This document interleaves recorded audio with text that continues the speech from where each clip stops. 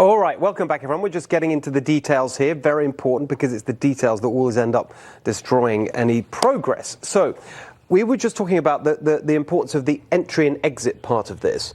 And Tammy, you had the suggestion that actually there's a sequencing here. Deal with that first, and then you can, not in a separate thing, but perhaps in the same negotiation, promise further. Yes, well, it's like whenever if you're going to look at an elephant, someone says you have to eat an elephant, you think, oh my God, we can't do this, it's impossible, which is what Congress has conveniently been doing, right, for 2 generations.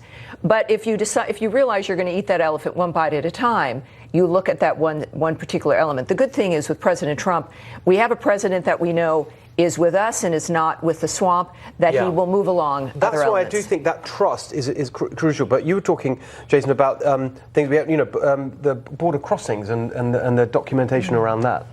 Again, there is no entry-exit program. We can't tell how much. Now, Donald Trump has made more progress on that than anybody. Most people will be shocked to know that if you're a Mexican national and you want to get what's called a border crossing card, there are roughly, last time I looked, 9 million of these. It allows you to come into the United States up to 25 miles, and then under your own recognizance, you're supposed to be able to go back.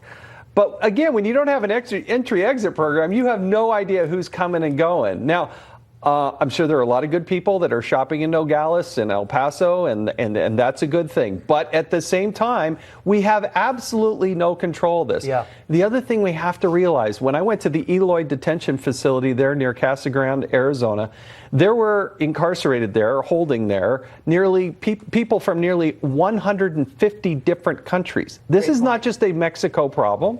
Okay, this is not just Central and South America, although the caravan's coming, but people are coming from around the world. They go up to Mexico because they know this is how you get into the United States. And so people are coming in, going, no idea who, and who stays and whatever.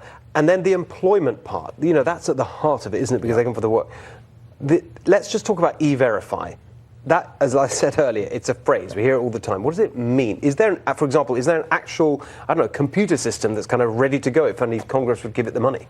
Well, part of the collapse of the old 86 bill was 1986, was that they watered down the employment requirements. So if you presented some documentation that was plausibly... I think it's like 9 different types of documentation were fine. And the employer... No, 20. I think it's many more. I think it's 29. It was ridiculous. Yeah. So as long as it was plausible to the employer, they were off the hook.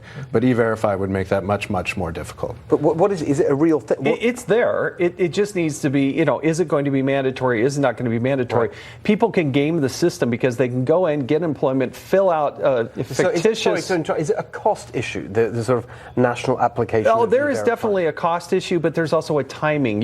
The ability, if you put in a fictitious Social Security number, by the time the system comes around, 8 or 10 or 12 weeks later, the person, when they get, cornered on this, they just go to the next job. I mean, again, I think one of the biggest issues, Steve, right now, the one that's breaking based on what Ken Paxton, the Attorney General of Texas, is dealing with, are non-Americans voting in U.S. elections.